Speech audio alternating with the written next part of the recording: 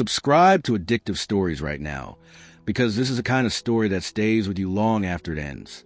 The old tractor had not moved in years. It just sat there in the corner of a big barn, covered in dust and rust, like something the world had already given up on. The tires were cracked. The metal was dark and dull. Nobody touched it. Nobody even looked at it anymore. But on a quiet Tuesday morning, a man named Raphael showed up. He was 42 years old. Strong hands, worn boots, a small toolbox that had seen better days. He came alone, before sunrise, when the air was still cool and the birds were just starting to wake up. Raphael was not the kind of man who talked a lot. He was the kind of man who worked. He had driven 2 hours from his apartment in San Antonio, Texas, just to try something that most people would have called crazy. He had heard about this tractor from a neighbor. He had heard that the woman who owned the farm never let anyone near it. And he had heard that no mechanic in the county had been able to fix it. But Raphael had a reason most men don't. He had a daughter named Isabella. She was 7 years old, and every night, before she closed her eyes, she asked him the same question. "Papa, are we going to be okay?" He never had a good answer. So that morning, he decided to stop looking for words and start looking for a solution. The farm belonged to a woman named Donna. She was 61 years old. She had lived on that land her whole life. Her father had built the barn with his own hands. Her mother had planted the first fruit trees near the fence. Every corner of that place had a memory inside it. But Donna was not an easy woman. The people in town said she was proud. They said she did not trust strangers. They said she had sent away more workers than she could count. If you came to her without a recommendation, without a history, without a name she recognized, she would turn you around at the gate. Nobody tried twice. Nobody except Raphael. He had gone to her office 3 times already. The first time, the secretary said Donna was busy. The second time, the secretary said she was in a meeting. The third time, the secretary said she was not receiving anyone that week. Raphael waited outside each time until it got dark. Then he drove home. Then he came back. He was not angry. He was not bitter. He was just determined, because men who carry a child's future on their back don't have the luxury of giving up. So on that Tuesday morning, he made a decision that could have gotten him arrested. He parked his truck on the side road, walked across the dry grass, slipped through the side gate, and went straight to the barn. He did not ask permission. He just lifted the old tarp and got to work. Inside the barn, the light came through the broken roof in thin lines. It looked like something from an old photograph, the kind of place that holds silence the way a jar holds water. Raphael set his toolbox down slowly. He walked around the tractor once, twice, 3 times. He did not touch it yet. He just looked. He looked the way a doctor looks at a patient before deciding where to begin. The tractor was a model he recognized. Not exactly like it, but close enough. His grandfather had one similar. Back in Laredo, when Raphael was just a boy, he used to sit on the seat and pretend he was driving it across a field that went on forever. For a second, standing in that barn, he felt like that boy again. And something told him, if he could make this machine breathe again, maybe something in his own life would start moving too. He knelt down on the dirt floor. He pulled out his flashlight. He checked the wires, the hoses, the fuel system. His hands got dark with grease fast. That didn't bother him. Grease on your hands means you were doing something real. Every time he took a part off and cleaned it, his mind got quieter. The noise of the world outside faded. The fear about rent, about Isabella's school, about the eviction notice he had folded in his back pocket, all of it stepped back. And in that silence, he began to feel something he hadn't felt in a long time. He began to feel like himself. He had been working for almost 2 hours when he heard the barn door open hard. A voice came through like a blade, cutting cold air. "Who is touching my tractor?" Donna walked in with fast, firm steps. Her hair was neat. Her expression was harder than the metal Raphael was holding. She was the kind of woman who learned a long time ago never to show weakness, because weakness, in her experience, always cost something. She stopped 2 steps away from him.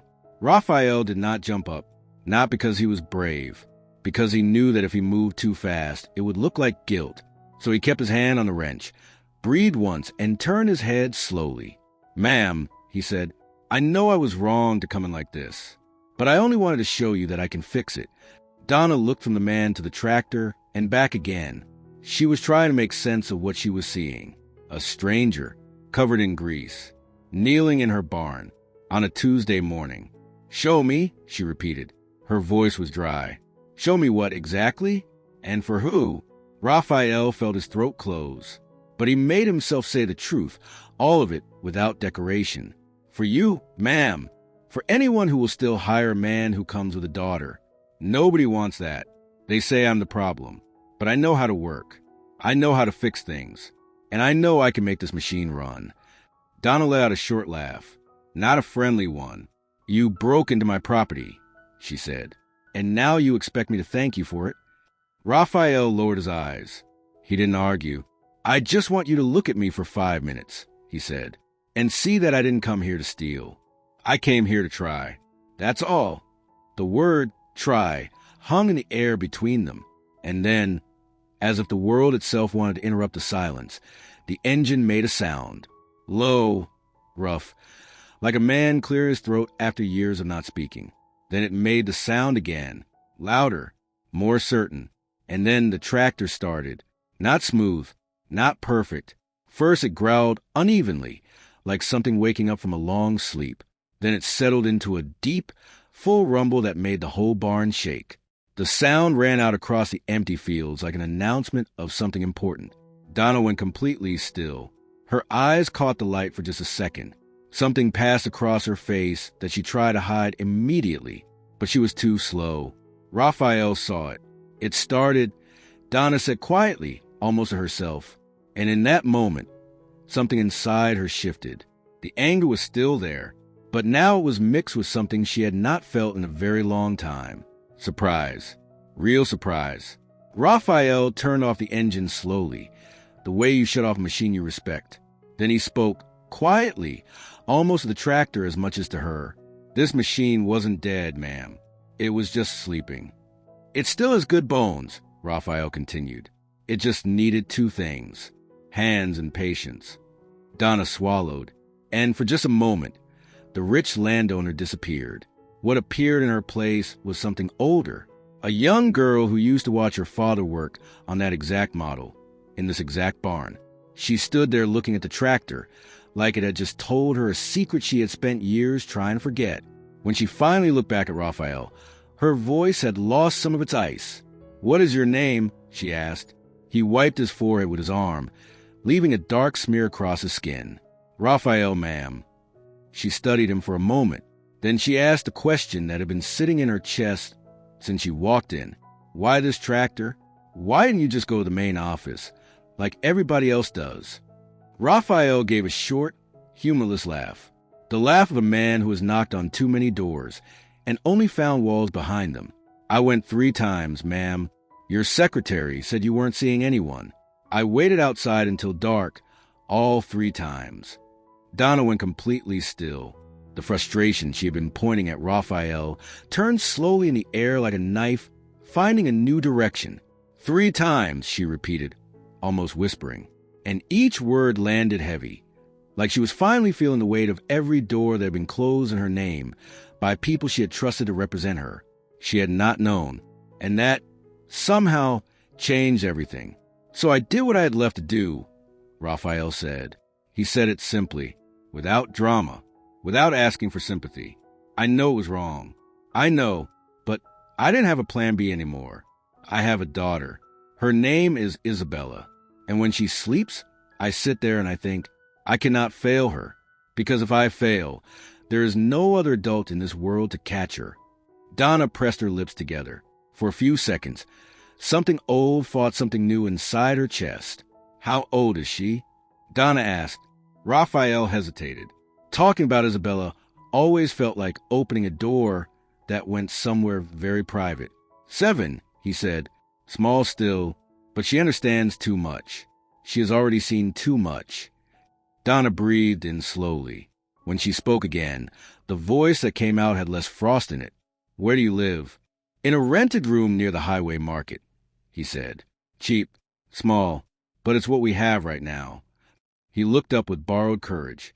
I'm not asking for charity, ma'am. I'm asking for a chance. Donna walked slowly around the barn. Her heels hit the old wood floor with a quiet rhythm, like someone pacing through a memory. She stopped near the far wall. She ran her hand along an old cabinet and found a mark carved into it, a symbol, something old. Raphael noticed. He understood without being told. This place wasn't just property. It was inheritance. It was love. And it was pain, too. She turned around, crossed her arms, and made a decision. 2 weeks. You have 2 weeks to show me this wasn't luck. Raphael's eyes went wide. Donna corrected herself before he could speak. Ma'am, Donna, she said firm. Here we work with the land. Too much formality just creates distance, but you will learn one thing fast. She looked at him directly. This farm is mine. I give the orders here. And if I decide to give you a test, nobody is going to go over my head about it. Raphael swallowed. He felt the weight of a door opening for the first time in a long time. I won't disappoint you, he said. Donna pointed toward the window, toward the fields. The east section has irrigation that's almost dead. Old machine, failing pump, leaking pipes. My foreman thinks it's too much work and leaves it the way it is. You go out there tomorrow, before sunrise. If you fix that, I'll start believing you know what you're doing. Raphael felt those words like a prayer landing. Tomorrow I'll be here, he said. Donna turned to leave, but she stopped halfway and looked back over her shoulder. And Raphael next time knock on the door. He let out a long breath. I did knock, ma'am, 3 times. She went still again. Like that answer carried more weight than he knew. She left without saying anything more. But her steps were different on the way out. Less like a property owner. More like a woman who had just discovered that the world she lived inside had been quietly filtered by people she trusted. And she had not known. The next morning, before the sky had any color in it, Raphael showed up at the main gate. Isabella was with him. She had a small backpack on her shoulders and the look of a child trying very hard to seem brave. Her eyes moved everywhere. The big barn, the old fence, the dark windows of the main house. Donna was already standing outside. Nobody on the farm was used to seeing her there at that hour. She looked at the little girl, and for just a moment, something in her face softened in a way that no banker or businessman had ever seen. So you're Isabella, she said. The girl pressed closer to her father's side, shy. Donna crouched down to Isabella's level. Her voice came out gentler than anyone would have expected. I'm Donna. Do you like animals? Isabella nodded slowly. Her face began to brighten. Then you'll have work to do here, too, Donna said, almost like she was teasing. There are chickens, goats, horses, and a stubborn little donkey who only gets mean with people who don't respect him. Isabella let out a small laugh, a real one. Raphael stood back and watched that scene the way a man watches something he didn't dare to hope for. Donna stood up and spoke to him directly. If you need to bring her, bring her. I don't want that to become a reason for anyone to treat you with less dignity. She'll always stay near someone. Understood? Raphael answered with a voice that almost broke. Understood. Thank you. The foreman, a man named Carlos, was 67 years old and had worked that land for over 30 years. He appeared with a closed expression, the face of someone who had already decided he didn't like the news before he even heard it. Donna, he said carefully, this man is Raphael and he starts today? Donna cut him off before he could go further. Carlos, give him real work. No tricks. The old man looked at Raphael sideways, the way someone sizes up a risk they're not sure about yet. If he messes up, I'll let you know, Carlos said. Raphael didn't argue. He just picked up his tool belt, fastened it around his waist, and followed. But before he went, he stopped in front of Isabella. He crouched down until they were eye to eye. Stay close, okay? If you need me, just say so. Isabella wrapped her arms around his neck. Hard, the way a child holds on when she's been scared before and doesn't want to be scared again. I'll stay with Aunt Donna, she whispered. Donna heard, Aunt Donna, and felt something move inside her chest. Something she did not try to name. She just cleared her throat quietly and reached out a hand. "Come on, Isabella. I'll show you the chickens." And as Raphael walked east with Carlos, the farm woke up around them with a different feeling. The new man wasn't just another hired hand. He was a story walking in with mud on his boots.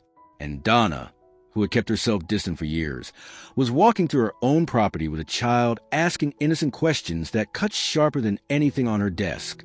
Isabella asked a question while they were standing by the chicken coop. She asked it the way only a child can, directly, without realizing what she was stepping on. "And Donna, why is your house so big if you live there alone?" Donna almost tripped over her own shadow. She breathed slowly. She tried to find an answer that wasn't sad. "Sometimes people inherit things that are too big for them," she said, finally, "and they spend a while not knowing what to do with it." Isabella thought about that for a moment. Then she responded with a kind of wisdom that does not come from any school. "A big house is better when there's laughter inside it." Donna went quiet. She looked at the girl. Then she looked at the house. Then she looked at the girl again. She reached over and squeezed Isabella's small hand a little tighter, like that tiny comment was a first crack of light coming through a room that had been shut for years. Meanwhile, out in the east section, Raphael was already on his knees in the mud. Carlos pointed at the cracked pipes, the old pump, the valve nobody had turned correctly in years. He pointed with impatience, like a man showing off a problem he had already given up on. "This whole system is finished," Carlos said. "The last mechanic tried to fix it and only made it worse." Raphael didn't answer right away. He looked, he listened, he pressed his hand against the pipe and put his ear close to the metal, like a doctor listening for a heartbeat. "It's leaking before the curve," he murmured. Carlos let out a short, dismissive sound. "You figured that out with your ear?" Raphael looked up. "Calm. With my ear and with my life," he said. "Water has a sound. When it wants to escape, it tells you." Carlos opened his mouth to argue, but Raphael was already opening his tool belt, pulling out a wrench, a pair of pliers, a roll of sealing tape. "Give me 10 minutes, he said. "If I'm wrong, you can laugh about it for the rest of the day." Carlos crossed his arms, but he stayed. And what happened in the next 10 minutes was the kind of thing that changes the way a person is seen on a job site forever. Raphael worked without rushing, but every move had a purpose. He removed the damaged section, cleaned the rust off the edges, and improvised a connection using an old part he had found sitting in a wooden crate near the back wall. "This piece is from an older model," he explained quietly, "but it fits." Carlos, who knew every corner of that farm, stared at the part. "Where did you find that?" "In the storage room, behind a torn feed bag," Raphael said. "Nobody looks at what's hidden. And sometimes that's exactly where the solution is." When Raphael turned the valve and water came rushing through the pipe with full, steady force, Carlos stood there for a long moment, not sure whether to be annoyed or amazed. "It's not a miracle," Raphael said, wiping his hands on his pants. "It's just care and patience." Carlos said nothing, but he uncrossed his arms. Later that afternoon, Donna walked out to the east field. She told herself she was just checking on the work. She told herself it was routine. But the truth, buried a little deeper, was that she was hoping. She saw Raphael from a distance. His shirt stuck to his back from the heat and effort. His tool belt caught the afternoon light. And the way he carried himself, like someone who holds the weight of the world and doesn't complain about it, made her stop walking for a second. Carlos approached her with his clipboard. His voice was still gruff, but something in his certainty was gone. "He fixed 3 leaks," Carlos said. Three, and the pump." Donna held back the urge to smile. She looked out at the field, where there had been dry, cracked ground that morning. There was now water moving through the irrigation lines like it belonged there. "He's good," Carlos said reluctantly. Then, almost without meaning to, he added one more word. "Stubborn, but good." Donna looked at the field for another moment. Then she said it quietly, the way you say something when you've made a real decision. "He stays." And those 2 words did not come out like a business decision. They came out like something else, like the sound of a person choosing, for once, to believe in something before they had proof that it was safe. That evening, Raphael went to pick up Isabella at the main house and found a scene that looked like something from a different life. Donna was sitting on the porch with Isabella. Between them, a small plate of homemade cookies. Isabella was talking without stopping, the way she always did when something wonderful had happened. "Papa, the donkey is my friend now. He made a funny face, and then he licked my whole hand. And Aunt Donna said I can feed corn to the chickens tomorrow." Raphael stood at the bottom of the porch steps, unable to speak for a second. His daughter, who had been carrying a tired silence for so long, too many moves, too many cold apartments, too many nights of not knowing, was light, genuinely light. Donna looked up at Raphael, and the smile she gave him was small, controlled, but real. "She ran this whole place like she owned it," Donna said. Isabella responded before her father could. "Because I do, right, Aunt Donna?" Donna let out a short laugh, a real one, the kind that surprised even her. "You do," she said, "but with manners." Raphael swallowed something hard in his throat. "Thank you," he said to Donna. "Truly." She held up a hand. "Don't thank me yet. You're just getting started." But they both knew it wasn't just about work anymore. That night, Donna went back to her office. Piles of paper, spreadsheets, bank letters, collection notices. When the house went silent, the fear she'd been avoiding sat down across from her like an uninvited guest. She opened one envelope, read the numbers and the dates and the interest, and felt her stomach sink. The farm wasn't just struggling. It was on a wire. She closed her eyes and tried to stop the tears with pride, the way she always did. But this time, pride wasn't enough. The phone rang. She already knew who it was before she answered, because certain people always seem to appear when they smell weakness in the air. "Donna, sweetheart," came the smooth voice of a man named Victor. He was a businessman from the city, always well-dressed, always confident, always just trying to help. "I heard you've had some difficulties," he said. Donna gripped the phone. "Where did you hear that?" He laughed softly. "Banks talk. Accountants talk. People talk. I only want to help." "I don't need help," she said. "Yes, you do. Everyone does at some point. And I have a simple solution." Donna already felt the trap in the air before it was set. "Talk," she said. And Victor talked, the way he always did, making it sound like a business proposal, while hiding the poison in the details. Dinner that weekend. A conversation with no pressure. A partnership. A future together. Donna hung up before making any promises. She stared out the dark window like someone looking into an abyss, because she knew exactly what accepting Victor would mean. She would save the farm, but she would sell herself along with it. In the small rented room across town, Raphael put Isabella to bed and noticed something in her face. It wasn't just happiness. It was something deeper. "Hope." "Papa," Isabella said, "did you see Aunt Donna today?" She smiled. She said it like it was a historical event. Raphael laughed, but the laugh came out thick, with something caught in the back of his throat. "She's going through a lot, sweetheart." Isabella turned onto her side, holding her blanket. "We can help her, right?" Raphael stared at the ceiling, because deep down he felt it too. That far was becoming more than work.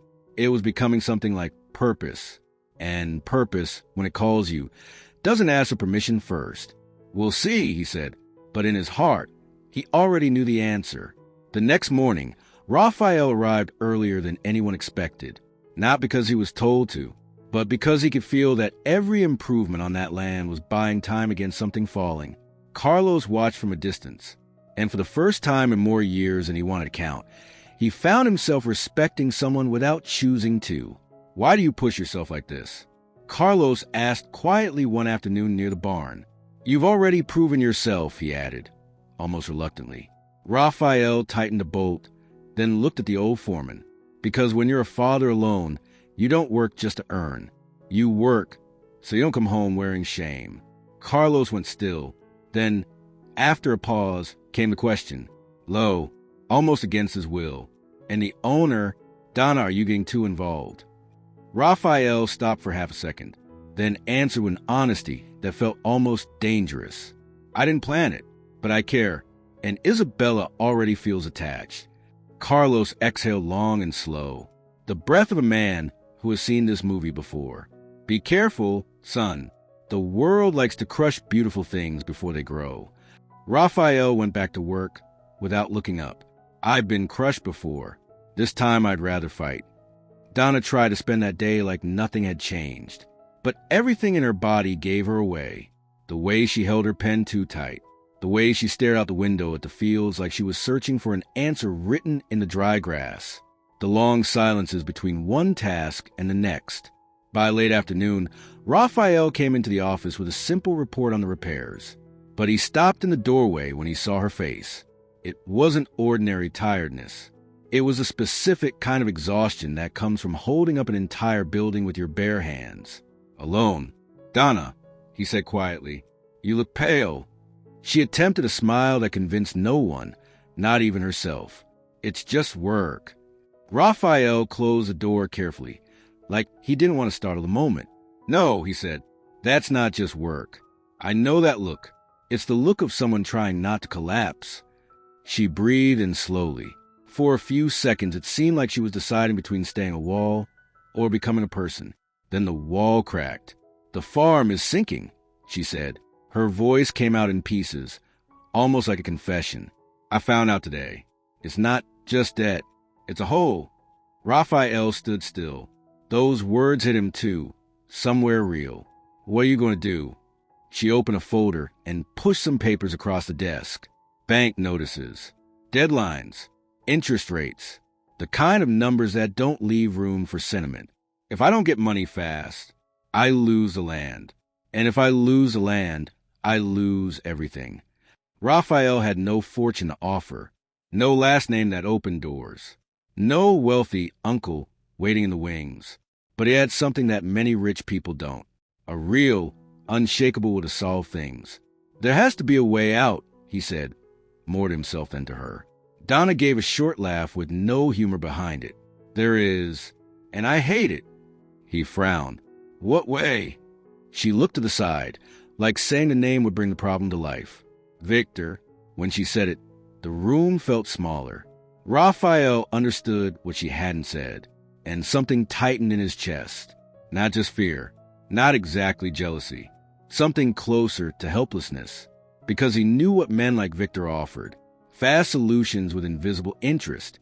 At dinner that night, Isabella sensed a weight in the air without anyone explaining it to her. Children always feel when something shifts, even when the adults are pretending it hasn't. Papa, did you fight with Aunt Donna? Raphael shook his head slowly.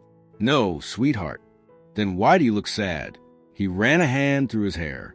Sometimes the world puts something very big in front of you, and you have to figure out how to move it. Isabella chewed her food slowly. Then she responded with the kind of seriousness only a child has when talking about something that matters. Big problems, you split them. When I can't open the jar, I call you. When you can't open something, you call someone else. Raphael smiled weakly. And who do I call, Isabella? She shrugged like the answer was obvious. Call Aunt Donna. You're a team. That sentence went into him like something sharp and something healing at the same time, because he wanted to be a team. He just didn't know if Donna would ever let him be part of a decision that heavy. 2 days later, Victor arrived at the farm without warning. His car was too shiny for a dirt road. His shoes were too expensive for the dust. His smile was too practiced for a place built on real work. The workers stopped to look.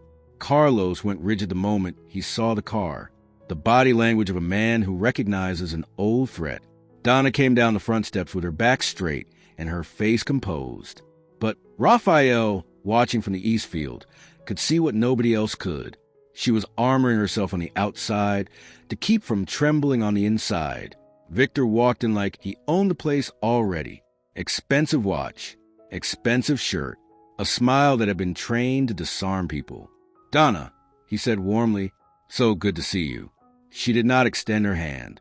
What do you want here, Victor? He spread his arms, performing offense. I came to help you. You're drowning out of pride. Donna breathed evenly. I'm trying to solve things. Solve things? He looked around the property with the eyes of someone evaluating inventory. With a mechanic and some pipe repairs? This place needs capital, not rural romance. The word romance landed like a slap, and then he saw Raphael walking closer, dirty from work, tool belt on, eyes steady. Victor smiled slowly, the smile of someone who thinks he just found the weak point. "Ah," he said, "so that's it. You brought yourself a hero." Donna's voice dropped low. "Dangerous. Don't go near him." Victor raised both hands, performing innocence. "I'm just being realistic, Donna. You don't have time. I have a final offer." He stepped closer, just enough to invade her space without being obvious about it. "Marry me. I pay off the debts. I become a partner. You keep the name, the image, everything. And I make sure this farm doesn't fall." Donna felt her stomach turn. Raphael had to control his own breathing to keep from reacting. The silence that followed was so heavy you could hear the wind moving through the fence posts. Victor continued like he was reading a contract. "You're going to choose to lose everything because of him?"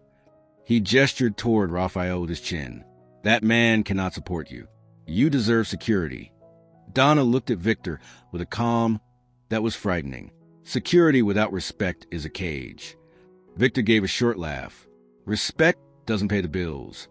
It was then that Raphael spoke, for the first time, without raising his voice, but with enough force to cut right through the air. "And money doesn't buy a soul." Victor turned to look at him, as if he was seeing an actual human being there for the first time. "You're talking to me?" Raphael did not look away. "I am, because this farm may have debt, but Donna is not for sale." Something moved across Donna's face in that moment, like someone had finally said out loud the exact thing she needed to hear, but hadn't known how to say herself. Victor's expression hardened. "Watch yourself, mechanic. You're getting too big for your boots." Raphael took one step forward. "Just one. I'm just the right size for my daughter. That's enough for me." Victor looked at Donna one last time. His eyes calculated. His voice clipped. "Think carefully. I give you 24 hours. After that, the offer is gone." Then he left, with the same performance he arrived with. Slow, deliberate, like a man who expects to be watched. When his car disappeared down the road, Donna stood very still, like something had been drained out of her. Raphael stepped closer, but he didn't touch her. "Are you okay?" She let out a slow, shaking breath. "I'm scared." He nodded. "No pretending. I know." Donna looked at him with eyes that had dropped their usual armor. Something wet at the edges. "I didn't want you to hear that. I didn't want you to feel smaller because of it." Raphael breathed in deeply, and his voice came out quieter, more private. "I've felt smaller my whole life, Donna, but not because of you, because of people who think value is only money." She swallowed hard. "And if I say no to him, I might lose the farm." He answered her without offering miracles. "Just truth. If you say yes to him, you lose yourself. And that's worse." Donna closed her eyes for a moment, like that sentence passed through every layer of her, right to the center. That night, the sky pressed down with clouds. Strange wind. Carlos warned that a storm was coming, and storms on that farm always cause something. When the first thunder hit, the lights flickered. A loud crack came from the old barn. Someone yelled from outside. Raphael ran without thinking. Donna ran right behind him. The storm came in hard. Rain like gravel hitting the roof. Workers running in every direction, closing doors, covering equipment, pulling animals to safety. The old barn groaned like something alive and in pain. Part of the roof lifted at one corner. In the middle of the chaos, a broken tree limb began to fall toward Donna. Raphael saw it before anyone else. There was no time to think. He ran, grabbed her by the shoulder, and pushed hard. Both of them went down into the wet mud. The limb hit the ground where she had been standing a second before, with a sound like a cannon going off. For a moment, everything went still inside the noise, like the universe took one breath and held it. Raphael was on top of her, shielding her with his own body. Donna looked up at his face, inches from hers. Her heart was going so fast it hurt. Rain was coming down on both of them. "Are you okay?" he asked. His voice was rough. She couldn't speak right away. She just felt herself trembling. And in that tiny space between terror and relief, something became clear to both of them. without a single word being said. What was growing between them was too real to call a complication. They got up slowly, covered in mud, and ran back into the chaos. Like that private second had not happened, but it had happened, and it stayed with both of them, like an electric wire running through everything they did for the rest of that night. Raphael took charge without waiting to be asked. He grabbed planks, tied down tarps, built supports with rope and scrap wood.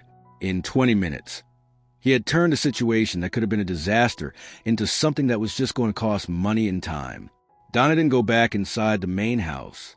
She went into the mud with everyone else, holding a lantern, carrying boxes, helping move tools to dry ground, protecting what could still be protected. At one point, Carlos looked over at her, and he saw a different Donna. Not the woman behind the desk and the paperwork. Someone who was actually there, with shaking hands and boots full of water, but not backing down. Raphael, in the middle of all of it, moved differently too. He gave instructions, but he looked people in the eye when he did it. He asked for help, not ordered it. That's the kind of thing that builds a real team faster than any speech. When the wind got too dangerous, Carlos sent everyone to the main cellar. Donna insisted on making sure nobody was hurt before she moved. Raphael stayed beside her, not leaving. Isabella was at a neighbor's house that night, safe and unaware of the storm on the farm. That thought hurt Raphael somewhere he couldn't name, because he hated not being in control. He hated not knowing. Inside the main house, the power went out completely. The only light came from old oil lanterns and the white flashes of lightning outside. Donna was shivering. Raphael found a thick blanket from a hall closet. "Put this on," he said, almost like an order. "What about you?" "I'll manage." But he didn't manage by himself. He sat close, and they shared the blanket, and the silence between them began to speak louder than anything either of them had said all week. The rain hammered the walls. The wind pressed at the windows like something trying to get inside. And in that shelter, everything they had been pushing down began to surface. Slowly, without asking for permission, Donna stared at a fixed point on the old wooden floor. Then her voice came out, thin as thread. "If I accept Victor's offer, I pay the debt. I save the farm." Raphael didn't respond right away. He breathed. His throat tightened like he had swallowed glass. "And what do you lose?" he asked. Very low, Donna gave a quiet laugh, but her eyes were bright. "I lose the one thing I spent years building, the feeling that I run my own life." Raphael leaned slightly closer, without touching her. "Not yet, and you lose yourself." She turned her face toward him slowly. Their eyes met with a kind of honesty that was almost frightening. "I'm afraid, Raphael." He heard it the way someone hears something they understand from the inside. "So am I," he said. "I'm afraid of watching you sell yourself to someone who only sees you as a number, and I'm afraid of not being enough." Donna shook her head hard, almost frustrated. Not enough is him. He has money, but nothing here. She pressed her hand to her chest, where it hurt, where it mattered. Raphael looked down, like he didn't deserve to hear that. But Donna pulled his attention back with a quiet sentence. "When that branch fell, I thought I was going to die without having really lived." He swallowed. "I thought I was going to lose you." And those words stayed in the air, suspended, like they were too important to let fall. Donna breathed deeply. Her voice came out unsteady. "You can't promise to save me financially. I know that." "I know," Raphael said. A small, honest gesture. Defeated, but real. Donna moved just slightly closer, and the world seemed to shrink until it was only that corner of the house, that blanket, that storm. "But you saved me today with your body," she said. "And you save me every day by not looking at me like a property owner. You look at me like a person." Raphael closed his eyes for a moment. When he opened them, his decision was already made, even if it made no logical sense. "If you want to fight for this farm, I'll fight with you. The right way, without selling your freedom, without locking yourself into a marriage that feels like a contract." Donna trembled, not from cold. "And if we fail?" Raphael answered without any pretending. "We fall trying, but we fall whole, not broken in half." The storm softened slowly. But the feeling between them only grew. Donna pulled the blanket higher, and almost without meaning to, her hand touched his. Just barely. It was a small thing, but their entire bodies responded like it was a shout. Neither of them pulled away. They stayed like that, hand resting on hand. Like that contact was the only solid thing in a night full of wind and debt and fear. I shouldn't, Donna started and didn't finish. Raphael answered with a control that wasn't calm. It was discipline. Shouldn't what? She looked at him directly. Feel this. Because you work for me. Because you have your daughter. Because people will talk. He let out a quiet sound that wasn't quite a laugh. People talk even when you're just breathing. I don't have the luxury of living by what they say. Donna finally let the tears fall. She didn't try to stop them. I spent years protecting myself. And now I'm here, want to trust someone. Raphael pressed her hand gently, then trust a little. Just enough to not make a decision out of desperation. When the morning came, the farm looked like it had been through a fight. Roof tiles on the ground. Branches pulled from their roots. Part of the old barn caved in. More expenses. More problems. Donna stood in the yard and looked at all of it. And for a second, the old version of her almost came back. The woman who would have fixed it with money and silence. But then she saw Raphael and Carlos already out there, measuring the damage, dividing the tasks, treating the farm like it was a home worth saving. And that sight gave her something rare. Direction. Carlos walked over with the experience of a man who has seen dozens of seasons and knows what each one costs. This is going to be expensive, Donna. She answered without pretending. I know. He looked at her, then at Raphael, then back at her. And when he spoke, his voice sounded like both a warning and a blessing at the same time. Just don't make the mistake of accepting a man in a suit as your savior. Those types save with one hand and take with both. Donna looked at the ground, breathed once, then responded with firmness that had not been there before. I won't. Raphael looked at her, surprised by the certainty in her voice. She completed the thought out loud, like she needed to hear herself say it. I'm not going to marry for debt. We're going to solve this our way. That same morning, Victor called. Donna answered on speaker, without realizing Raphael was nearby. Victor's voice came through smooth and practiced. Donna, I heard about the storm. More damage, more losses. Are you seeing it now? Time is against you. Donna closed her eyes for 1 second. I didn't ask for your opinion, Victor. He laughed lightly. I'm giving you the only exit. Donna breathed in, and her response came out like a blade, clean and quiet. It's not an exit, Victor. It's a cage. His voice hardened. Then you're choosing to lose everything. Donna looked at Raphael, not romantically, not with drama, just with a decision already made. I'm choosing not to sell myself. Victor went silent for half a second. Then he delivered his last line. You have until tomorrow. After that, I'm done. Donna answered without raising her voice even slightly. Then be done. And she hung up. The silence that followed was so complete you could hear the farm itself exhale. Raphael let out a slow breath. Are you sure? Donna answered by looking straight at him. I'm scared, but I'm sure. That evening, Isabella came back and ran straight to Donna before anyone could say a word. She wrapped both arms around Donna's waist. Aunt Donna, are you crying? Donna crouched down and tried to smile. It was just wind in my eyes. Isabella made a face that said she wasn't buying it. Wind doesn't make eyes sad. Donna had no answer for that, so she just pulled the girl close and held on, the kind of hold that says, you are the reason I'm still standing. Raphael watched that embrace from a few steps back. He felt gratitude, and he felt fear, because now it wasn't just feeling. Now it was a bond, and bonds, when they break, take something real with them. That night, Donna couldn't work at her desk the way she normally did, because now the numbers had faces. They had mud on their boots. They had a child's laugh in the yard. She sat on the porch, holding a cup of cold coffee, watching the faint lights of the workers' quarters across the field. When Raphael came to get Isabella, he saw her there, still, like an anchor. Are you okay? He asked carefully, staying on his side of the line. Donna answered with a tired honesty. I'm awake for the first time in years.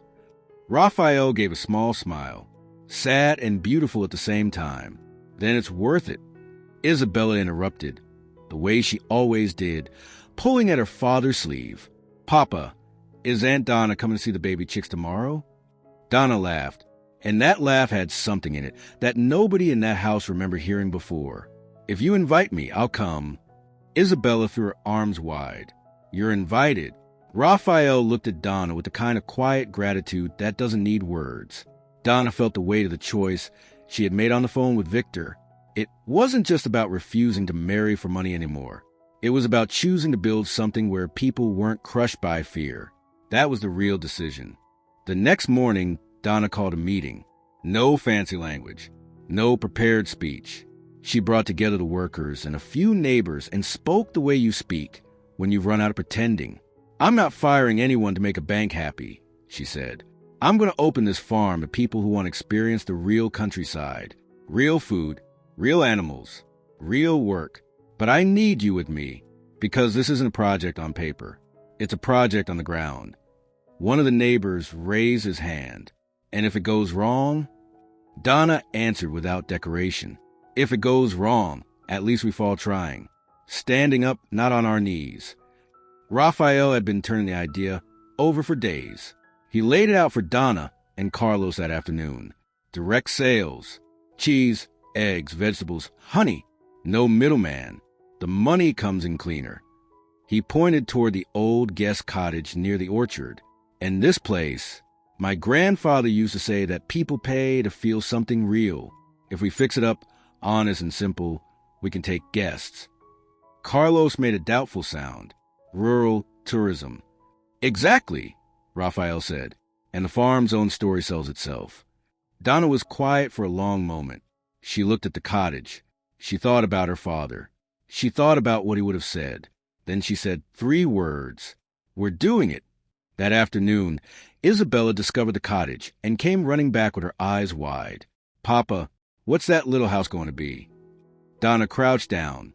A place where people come visit and help us keep everything alive. Isabella gasped. Can I be the animal guide? You're already hired, Raphael said. The following Sunday, the first test visit was scheduled. A family recommended by an older neighbor who had known Donna's father. The cottage smelled like fresh paint and new wood, but it felt lived in already.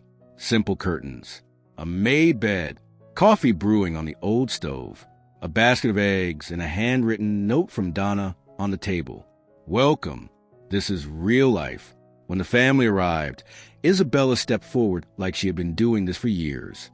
First, I'll show you the chickens, then the friendly donkey, then the garden, and last the tractor, because my papa fixes everything. Raphael laughed. His eyes went a little wet. And Donna, watching from a distance, saw her farm breathing the way it had when she was a girl. At the end of the visit, the father of the family turned to Donna. You can feel that something real is happening here. She answered with a smile, so small it was almost shy. That's what I want to offer, without selling what makes it worth offering. When the family left, they paid for the visit, reserved the cottage the following month, and bought cheese, eggs, and jam on the way out. Raphael looked at Donna and said quietly, You see? Not a miracle. A seed. Donna held back the emotion rising in her throat. Then we're going to plant until this land remembers who it is. That night, Donna, Raphael, and Isabella sat on the porch together, exhausted, hands dirty with a day of real work. Isabella yawned and rested her head on Donna's shoulder. Now we're real, the girl said softly. Donna closed her eyes. That sentence settled into her like a key finally turning in a lock that had been stuck for years. Raphael looked at her. His voice came out rough and quiet at the same time. I don't have wealth to promise you. Donna answered without hesitating. I don't want promises that shine. I want presence. He reached out and held her hand.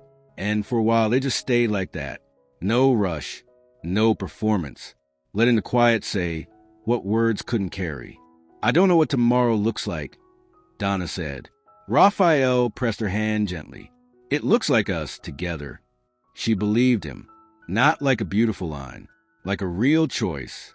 In the weeks that followed, what seemed fragile began to become structure. Reservations increased. Direct sales grew. The community started pointing people toward the farm like it belonged to all of them. Donna sold things she didn't need, but without feeling smaller. Each thing that left made room for something realer to stay. The bank, seeing money move and a plan that worked, agreed to renegotiate.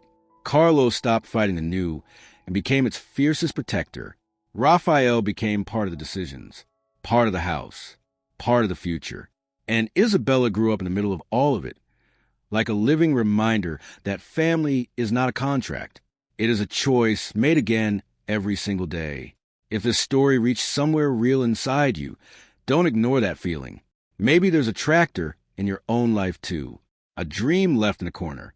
A decision you keep postponing out of fear. A person you haven't had the courage to choose. Maybe today is the day that engine starts again. If you want more stories like this one, subscribe to Addictive Stories and stay until the end of the next one. Because the best part is always what comes after you decide not to give up